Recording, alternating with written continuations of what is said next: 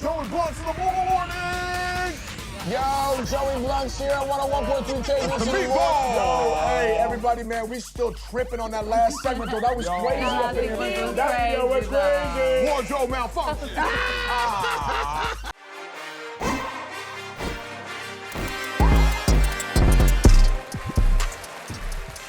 Welcome back. 95.5 FM Talk. Ladies and gentlemen, welcome to a new episode of Real Business Roundtable. Today's episode is called The Power of Presentation. Ladies and gentlemen, power of presentation. You definitely were a radio host. Yes, we've talked about these similar things in the past, but we are going to regurgitate. We're going to regurgitate some more information because we want to reinforce and tattoo this information in your brain. On the daily, I visit a variety of business owners, and when I see little tidbits and little signs and breadcrumbs of things to give me ideas on value I can provide, I will do so. We learn, we observe, we see things during the week, and this week, in my face was the importance of presentation. What does that mean? It's everything related to how people visually, hold on. You have these two things on your skull. They're round, they're moist. They're shaped moist. They're shaped like a sphere, or you could say balls. They're in your skull. They're these things right here.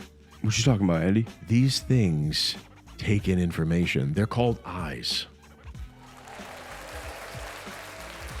And sometimes business owners don't realize that when people, human beings, come into their business and engage, these moist organs called eyes perceive God damn. and process information. Some people out there, what are you doing? What are you organs doing? There's different. The eyeball, I know I'm getting crazy. Just seriously, I have observed a lot of raggedy, very, very rough looking businesses that I can tell you right now that their problem isn't the ability to deliver. Their problem is not having a good business. Their problem is not anything but looking like shit.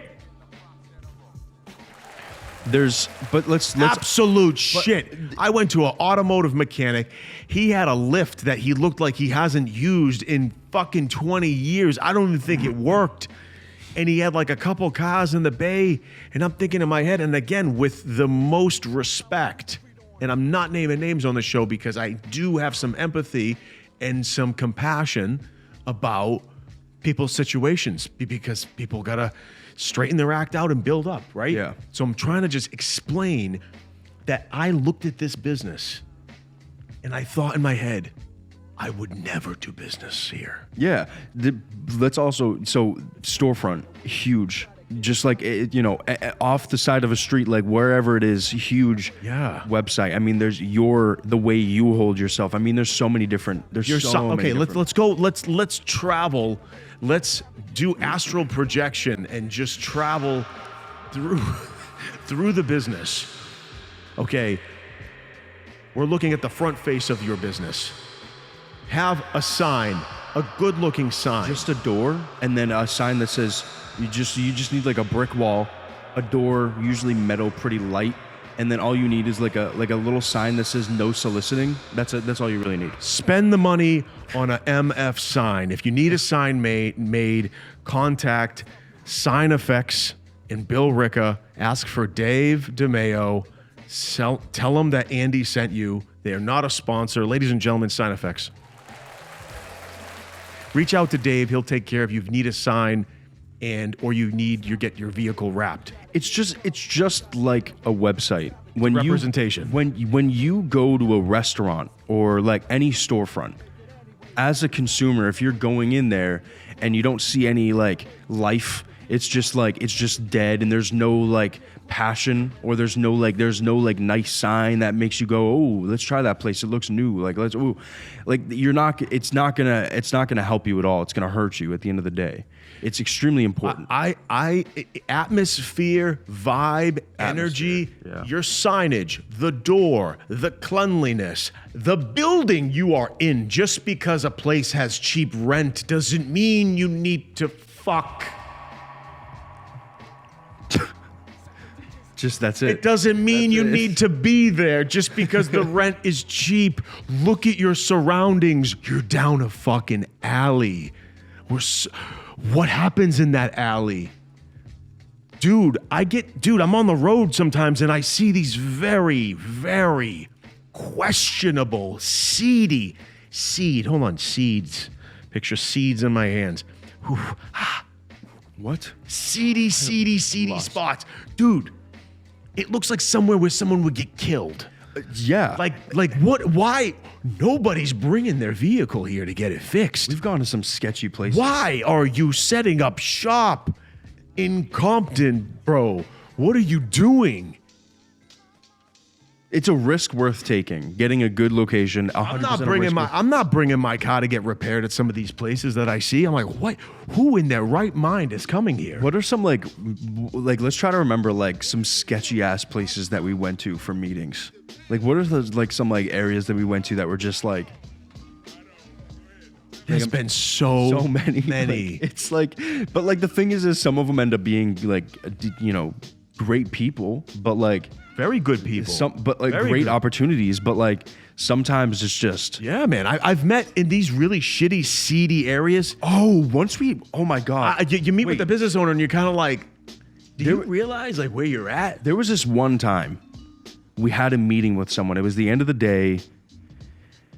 We're in a building. We're in a building, and we get in there, and he's like, "Oh yeah, come follow me." We walk to a separate building, and these are like office buildings, like they're big. Yeah. We walk to a separate building. This place was barren, empty. No one, no living soul. No one was in there. We went on the 3rd floor, I believe. Yeah. No one. The lights were off, and we went into this back corner office, and we sat down, and the only life that was in that whole building was his office. And we just met with him, and I don't even think he owned the place. Yeah, we went to this like one place. I wouldn't say his place was unprofessional. So we went to this one place, and there was like this main area where all the employees and whoever was doing business there. But we met with the CEO, the guy that run the place, and he was like 2 buildings across the street in this empty office. Yeah. It was wild. But the thing that was weird is that it was also raining outside and it was getting dark. Yeah. And like we walked in and we walked through this whole building. Like we could have just sat in like the office that we originally met him in. Yeah, it was this but we had to go to this whole other building. But it makes me question like, why are you hiding? Yo, I love the offices that are there. But why are you hiding? When someone hides? Well, I wouldn't say it's hiding. You just maybe he owned the building. I don't know. I can hold my head up in pride. Door unlocked.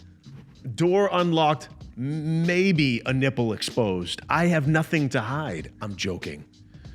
I have nothing to hide. Yo, I love when there's offices that have like lights on and stuff like that, and it looks like people are in there. But then what was the perfect one? The email marketing company. Yes, dude. It like literally. So I'm not gonna. We're walking around. Not gonna name names. No. Publicly traded, I believe. Yes, Big they are. Email player. We're walking around this building, and we've talked to them before. We were gonna stop in to say hi. There wasn't like security or anything. All the lights were on. Everything was on. So I think for a show, we went in. And we were just kind of looking around for people. Like we were looking around for someone to talk to. And like finally we were in like the back of the fucking building. And there was this one conference room with 4 people sitting there. And we were like through like 3 different windows. We were just all like, the lights on. It was a big space. They took up the whole multiple floors of the building. They own the building. Yeah. So we were trying to follow up, but it was just a weird vibe. I want to get back to like the relevancy of the reason why that weird, creepy side building office where that person was like hiding, I think, it just wasn't a good look. I'm like, you're the CEO of a company that you run across the street, but why are you here by yourself in a locked room? There could be explanations for it, though. He could be expanding. Who knows? I have a feeling why, but we're not going to get into that. On another note, I met with a guy who was more of like a handyman, craftsman, very, very good at what he does. And he came outside and really friendly guy. And seemed like he didn't want me to go inside his workshop.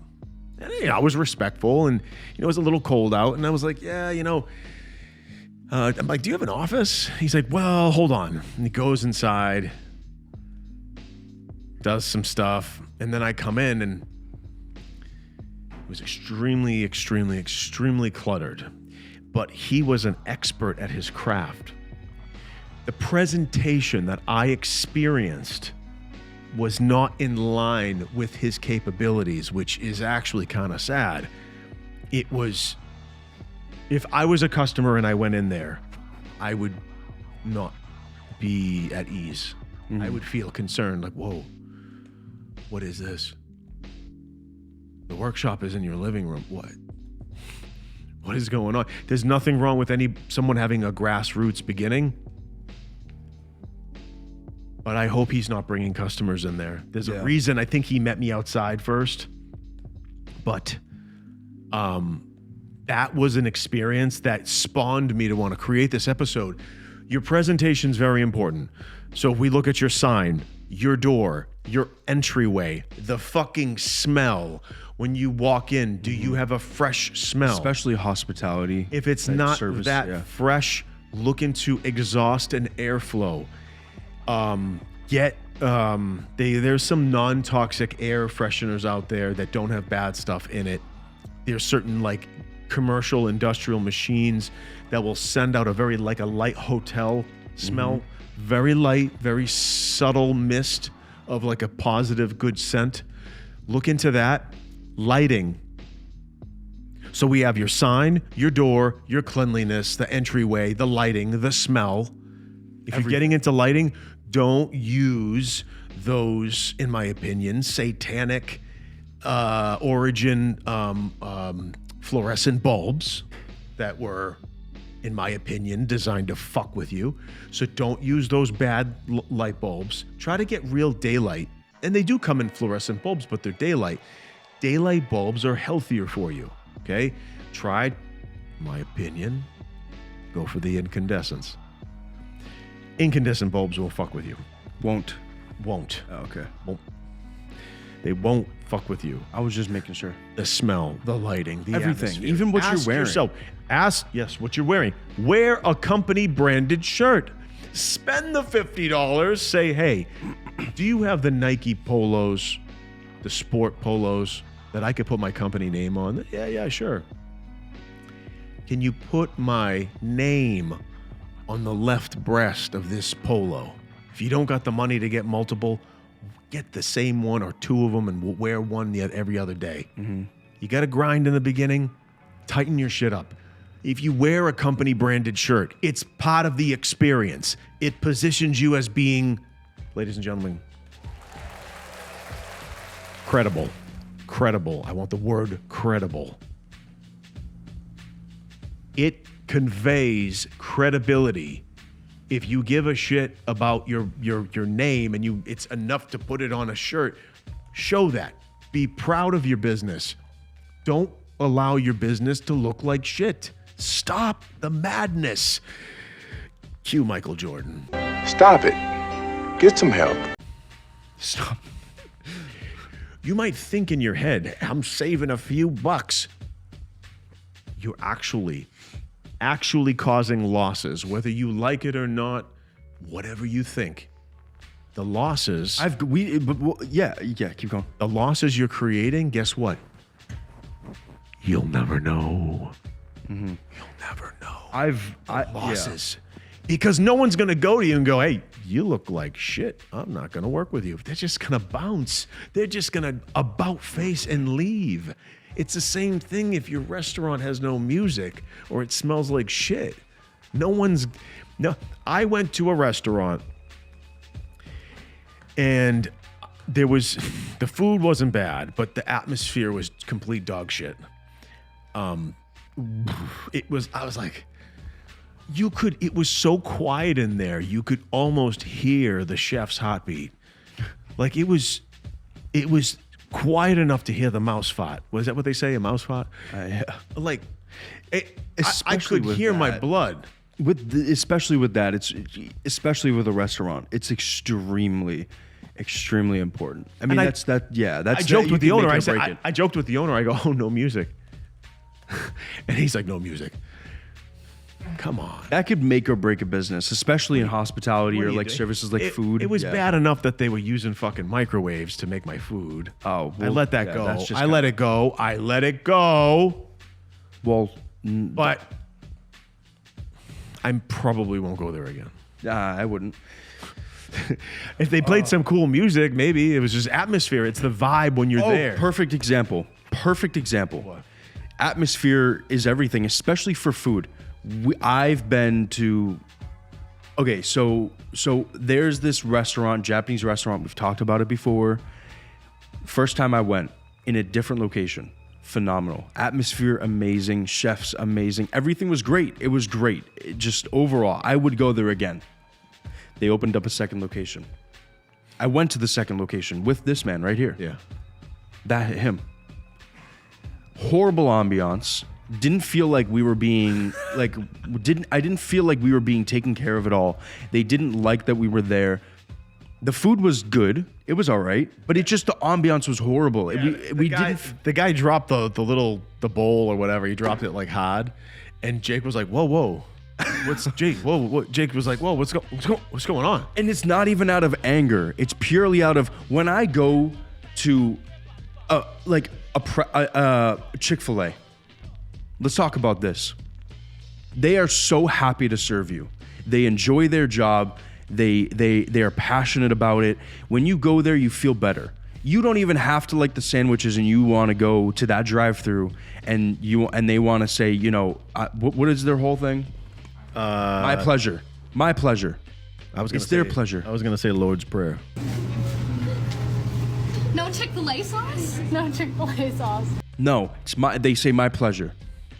And they do it with a smile on their face, and they're happy. That's what the shit that you want to experience. You want to experience passion in a place that you're going to be in, and you want to be in a good ambiance, and it ruins it. It's a make or break for some businesses, especially restaurants. Yes. So that when you go to Chick-fil-A and you get an abundance of Mr. Rogers. Mm-hmm. I'm proud of you. You know that. Where it's overload. It's whoa, whoa, whoa. At least they're trying. That sound was crazy. At least they're trying, and it gives you that. It gives you a little bit of fuzz, right? Yeah. Because when they're just overly like, my pleasure, like all up in your face.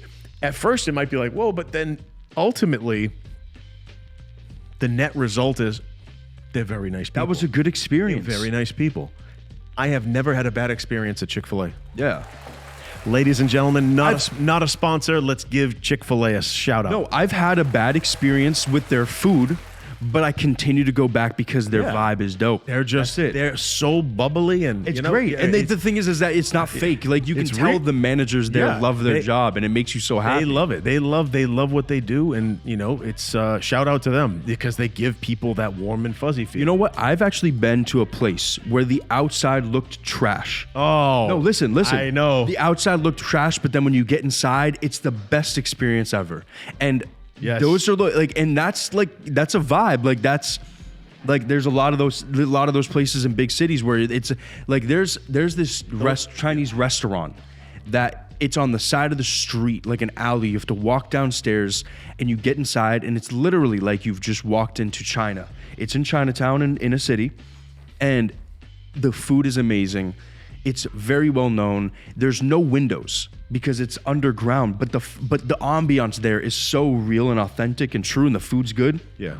I don't give a fuck that I have to walk past 3 homeless people down some stairs in an alley to get in there because it's dope. Yeah. It's fucking, you know what I mean? So I'm kind of going back on what we're saying, but at the same time, the experience outweighs that I feel like the initial, you know what I mean? It's the initial.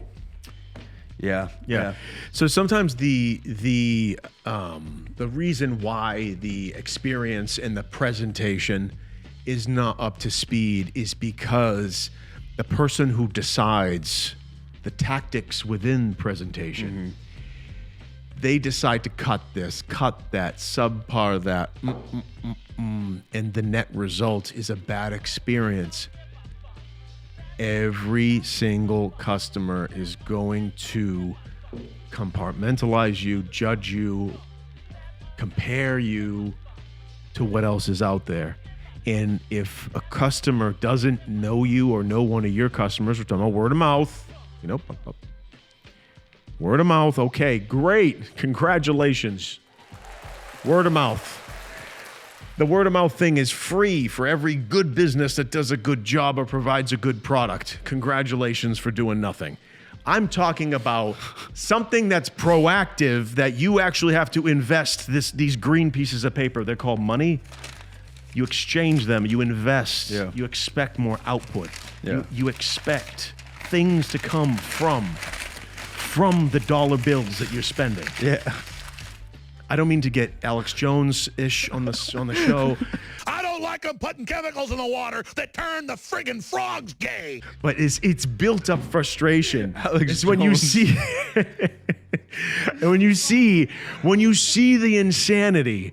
I'm out on the road every week meeting with great businesses, awesome potential, motivated business owners, right? But I get my share of very, very frustrating situations. This episode has kind of gone from presentation versus experience. It's both. No, that's It is both. Presentation is 100%. Okay, this is a perfect example. That Chinese restaurant that I was talking about, that's amazing, that has a horrible storefront presentation. Their website is probably amazing. Their reviews are probably amazing. You can have, that is a part of presentation. And at the end of the day, it's all part of the experience. The experience is just as important as presentation, if not a little bit more, because your presentation could be but the experience could be fucking great. Yeah, see, I'm going back on everything you're saying, and now I'm like, presentation is part of experience. It's relevant. Yeah. Your presentation is going to literally have intercourse with those round, moist balls in the skull called an eye, right? And the eye sends a message to another moist sponge that's in the center of your head called a brain, right? And it creates feelings, emotions. That, ladies and gentlemen, is important. Thank you so much for joining us today on Real Business Roundtable. I hope you enjoyed today's episode. Please like, subscribe, turn on post notifications to get notified every single time we post a new episode. Check us out on Instagram for our clips, updates, and more. Peace out.